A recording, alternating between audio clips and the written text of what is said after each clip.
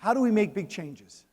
Old problem, many solutions out there. Many of them are great.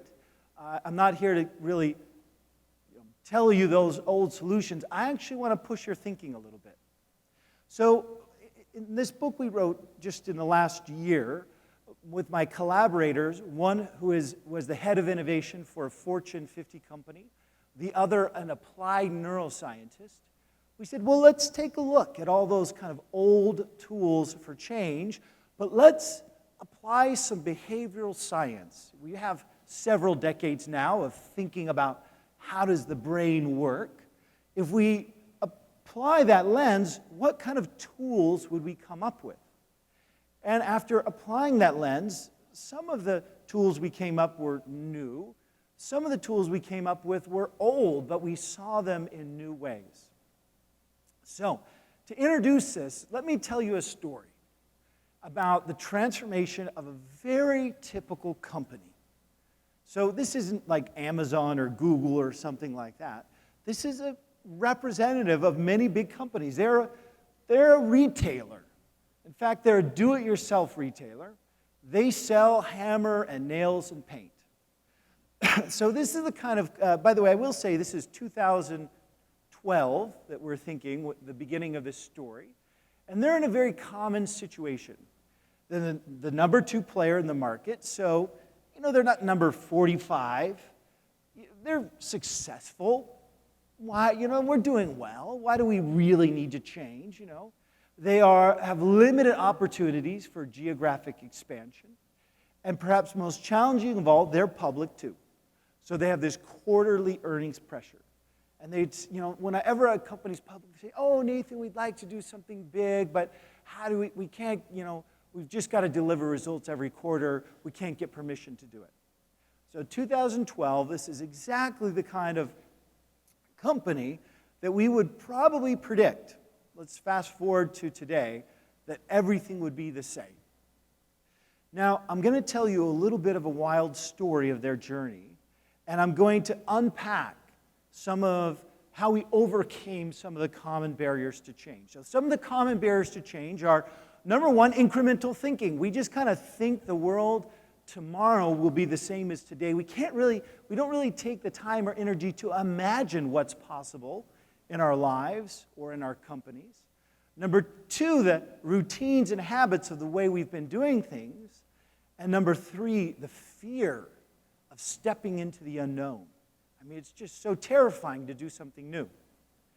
So, remember this company, very typical.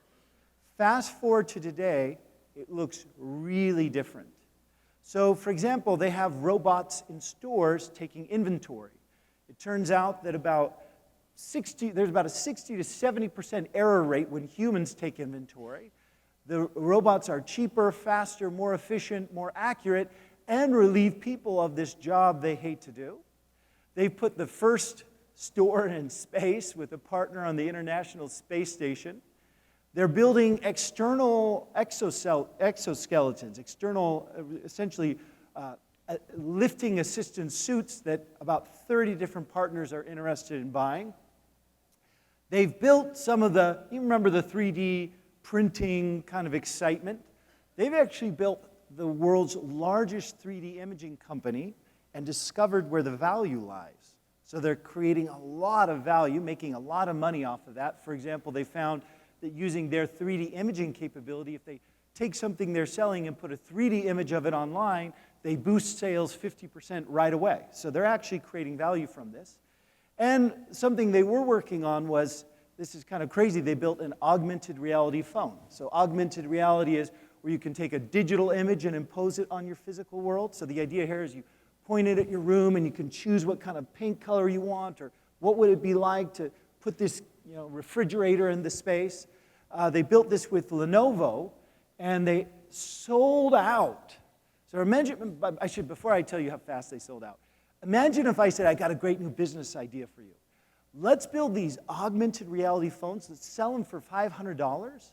And we're going to sell them, by the way, we're a retailer, we're a do-it-yourself retailer, and we're going to sell them to people who come into the store and already have phones in their pockets. You'd be like, wow, Nathan, that is a bad business idea. Yeah, that's going to blow up. They sold out in 4 days, and they found a huge uplift in their sales from the people who use this tool. Now, hardware has progressed to the point that you don't need to sell a dedicated hardware device. Now you can just sell software. But my point is, they built all these crazy things, started doing new things, and discovered how to make money from them. And you got to say, wow, how did that happen? And the story of how that happened is going to sound outlandish. You're going to say, oh, Nathan, this doesn't apply to us. But remember those barriers to change? I'm going to show you how it applies. So first off, my co-author started by giving all of their customer data, technology trend data, to a panel of science fiction writers. Yeah, like Star Trek, Star Wars, that kind of thing. But why? Well, because remember I said one of the barriers to change was our inability to imagine what we could be. Well, that's what science fiction writers are good at, helping us imagine what the future could be.